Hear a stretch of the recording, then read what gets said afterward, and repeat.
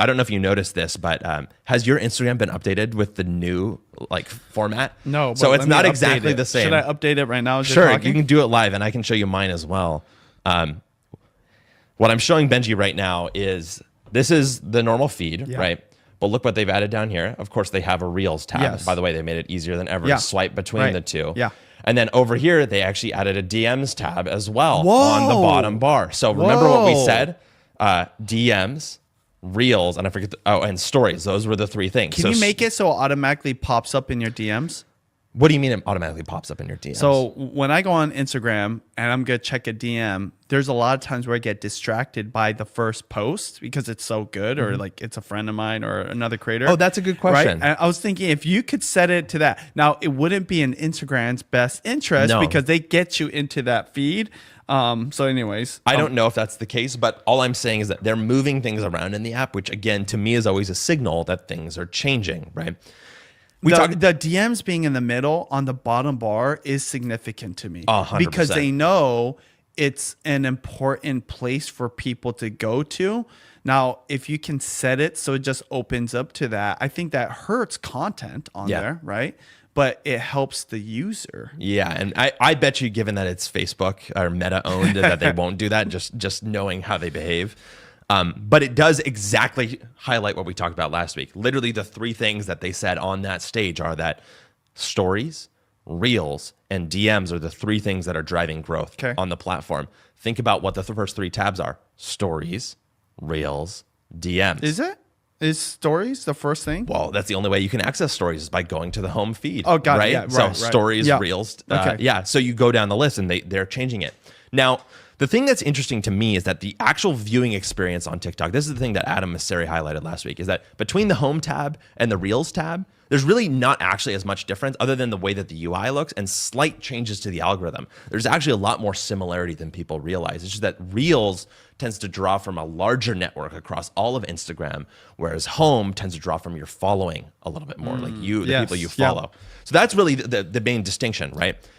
Now he's saying that, listen, you people are watching more Reels than you're watching things from your friends. And so why wouldn't we just put that as the first tab in the first place? But this gets at a really amazing essay that I found, I think last week, by Derek Thompson called Everything is Television. I think it was published October 10th, so I guess it was 2 weeks ago. And I just want to read you a statistic from it that he highlights, which I think gets at the heart of things. And I'll kind of explain the heart of the essay here in just a second. He says more than 80% of the time spent on Facebook and more than 90% of the time spent on Instagram is spent watching videos. I'll say that again. 80% of the time, more than 80% of the time on Facebook and more than 90% of the time on Instagram is spent watching videos. Now, maybe that's unsurprising to you, but when I think that about how people think about Instagram, they think photos, right? Even though they probably watch a ton of Reels, right? They probably think of Reels, but if I ask them what Instagram is, they say it's a photo sharing app, right? On Facebook, I bet you the number one people think about is posts from my friends, maybe photos and text. They don't necessarily think about videos. 80% of time. That's 80% of time on the platform. That's so much time. 90% of the time on Instagram spent watching videos. That's almost all of the time. Yeah, I don't think most people would explain it as a photo app anymore. Really? You don't think so? I don't think so. I think that they knew that that was the origin, but especially if you just started in the last 5 years, you wouldn't explain it that way. You might still explain it as a social media platform, right? Sure, Where you connect with family. Social media for sure. What's that? Social media for sure. Yeah, social media for sure. But what would you even call social media at this point? To me, when you're saying social media, what I hear now based off of these statistics is I'm watching short form videos on my phone. Totally. I agree with that. And I don't know that people consciously would connect the two to one another. They still think that it's about these other things, which is what Adam Mosseri is trying to say. That's just my perspective. Yeah. I think that people are just nostalgic. They like how things were, right? Now, on that note, some of our best performing posts, me and Judy right now on Instagram, are carousels, which do include a lot of photos, but also include some videos sometimes, right? Yeah. So there is still that audience there because I think the brain rot thing happened on Instagram Reels. So there's people that want just the feed, the regular feed and swiping through. But you see one good post and it's a Reels, you click in to watch the whole thing in its entirety. And guess what? You're off to the races swiping, which probably happens more often than anything else. And by the numbers, it's explaining for sure. So no matter how anybody would describe what's what in this scenario, that the statistics are undeniable. People are treating these things as TikTok. Basically, you open Facebook, you've opened TikTok. Basically, 100%. You've opened Instagram, you've opened TikTok. 100%. And this is what he goes on to say, is that social media has evolved from text. This is what you're exactly saying, Benji. From text to photo to video.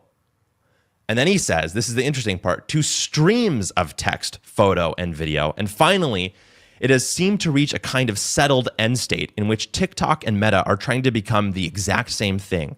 A screen showing hours and hours of video made by people we don't know. Social media has turned into television. Now, you could quibble with the definition. He goes on later to basically say his definition of television is a screen showing hours and hours of video by people we don't know, right? And I think that that's undeniable. He then goes on to say the most successful podcasts these days are all becoming YouTube shows. Industry analysts say that consumption of video podcasts is growing 20 times faster than audio-only ones. And more than half of the world's top shows are now released in video versions. I don't even know how audio only even exists. I can tell you, but I would nerd out too much. So I'm just going to continue with the quote. YouTube has quietly become the most popular platform for podcasts, and it's not even close. On Spotify, the number of video podcasts has nearly tripled since 2023, and video podcasts are significantly outgrowing non-video podcasts. Does it really make sense to insist on an audio-only podcast in 2025? I do not think so. Reality is screaming loudly in my ear, and its message is clear. Podcasts are turning into television. You're the only person that suggests audio podcasts to me, and I listen to it not even on the platform for it. I just listen to it on the web player. Browser. Yes. Wow, that's and I literally have to like pull up the web browser page and then press play and pause and hope I don't lose my spot. That's how bad that's it is. dark. That's actually very dark. Yeah. I don't use any other platforms. I am just all YouTube. Now I'm definitely unique, but I don't know. I think a lot of I don't people think you're unique. just I think are that one that's pretty place. common. Wait, why not? It's like all your playlists are there, your watch later is there, the One-stop algorithm shop. Yes. yeah, algorithm is there, so I like it, and it gives me everything I need for those longer videos or whatever. So it's kind of like TikTok viewers being so committed to TikTok, even though they could go to Instagram Reels and see the same content basically because creators upload there, and YouTube Shorts. I just like TikTok. I like how it feels. So why would I go anywhere else? And that's why if other platforms started, like Amazon even has their own like short form section. I know. It's going to be impossible to The go there. Guitar Tab app I use has its own short form section. And so they're doing that because it might keep them on there, but will it ever break the habit of like watching your favorite type of content on the platform that you love? Probably not. Absolutely not. And that's why and sadly what happens is you used to use like maybe 100 apps, and now we're just using like 3 or 4, And so what he finishes to say is that all 3 and 4 or 4 of those are all becoming the same thing. So he says, television seems to be the attractor of all media. And by television, I am referring to something bigger than broadcast TV, the cable bundle, or Netflix. In his 1974 book, Television, Technology and the Cultural Form, Raymond Williams wrote that, quote, in all communication systems before television, the essential items were discrete. That is, a book is bound and finite, existing on its own terms. There's a beginning and end. Right? A play is performed in a particular theater at a set hour. There's a beginning and end. Williams argued that television shifted culture from discrete and bounded products to a continuous streaming sequence of images and sounds, which he called, quote unquote, flow. When I say that, quote, everything is turning into television, end quote, what I mean is that disparate forms of media and entertainment are converging on one thing, the continuous flow of episodic video. YouTube is no exception, but they are unique amongst all of the television apps, right? Everyone else is doing that continuous flow of video by doing short form. You watch 30 seconds and you swipe. You watch 30 seconds and you swipe. YouTube, you're watching 30 minutes and then you click. Or maybe sometimes you watch 30 minutes and you autoplay the next one, just like old TV. So I just bring this up because number one, it highlights exactly what's happening on all these other platforms. And number two, it highlights how YouTube is actually the best positioned of all of them. And so I think that it's kind of incredible. There's lots we could talk about the importance and implications of TV. We should probably get into topics here soon, but I want to hear your final thoughts about the changes at Instagram, the competition with YouTube, and what that all means for the space of creators. Man, Instagram is all. I mean, just think about Meta. They're always like the copycat, like platform. They do what other platforms. This is why they used to buy platforms. Like that's how they got Instagram, Yes. and then they couldn't buy it legally. I think they had like monopoly, like questions. And so, what I think about Instagram doing all this stuff, yes, number one type of content people are consuming is video. Hence why Instagram went from Instagram photos to Instagram reels. They should that's what it should be called. The reels platform, right? Not the social platform or whatever it's called. I'm like curious what the thing is. And the king of it is YouTube. Yeah. Right. And so what's cool about YouTube, they also have short form as an option. Being a YouTube guy, I do watch the short form on there. Of course. I actually think I watch more Instagram Reels for short form than I do YouTube Shorts. But I definitely watch way, way more YouTube long form than I ever do if you added up all the Reels consumption on Instagram. And that's just because, again, how many Reels can I consume in 10 minutes versus a 10-minute YouTube video? And that's just a one video. And oftentimes I might watch 2 or 3 of those.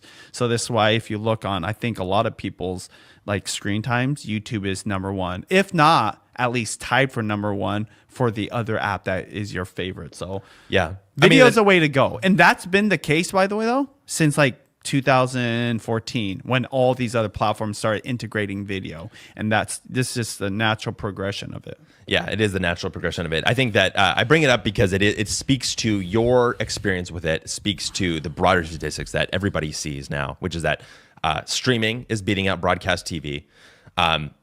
Short form is competing with YouTube for sure, but it's in terms of monetarily, YouTube's kind of clearing the table for creators. Like it really is the number one winning thing for everybody, simply because AdSense alone is there.